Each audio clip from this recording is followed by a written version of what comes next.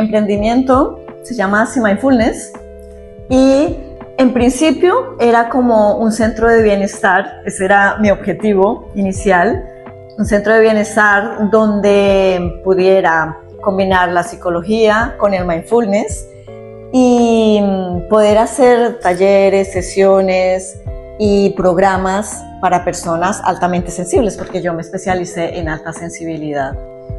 Me di cuenta que primero tenía que hacer como mi marca personal, lo que ahora se hace en marketing y todo esto para poderse dar a conocer. Entonces me enfoqué más en Tu Psicóloga Claudia, que es lo mismo pero a nivel más como personal. Yo lo que hago son sesiones de psicología especializada en personas altamente sensibles con mindfulness, o sea, el enfoque en el presente.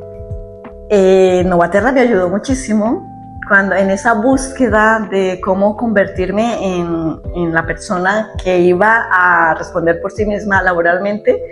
Encontré a Novaterra, en esa época estaban haciendo un programa que se llamaba Dona Emprende. Con ese miedo yo de todas maneras comencé, porque confié y creo que ha sido lo mejor que yo he podido hacer, darme cuenta de que yo sola puedo hacer las cosas y de que puedo lograr mis objetivos. Ahora mismo tengo el objetivo de 4 pacientes al día, lo estoy logrando, y también el haber yo misma hecho mis vídeos, promocionarme en las redes, algo que para personas de nuestra edad pues a veces se ve inalcanzable. Pero el proceso ha sido muy bonito porque me he dado cuenta de todo lo que puedo hacer y hasta dónde puedo llegar.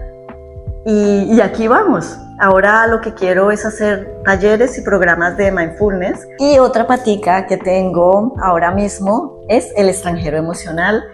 Es un podcast, también estamos en Instagram, y lo que mi compañera, que es coach, que vive en los Países Bajos, que se llama Neus, y yo queremos apoyar a las personas que han cambiado de país y que sus emociones están a flor de piel. Creemos que es importante dar ese mensaje de que no estás solo, de que se puede salir de allí y de que puedes llegar a esa vida que deseas.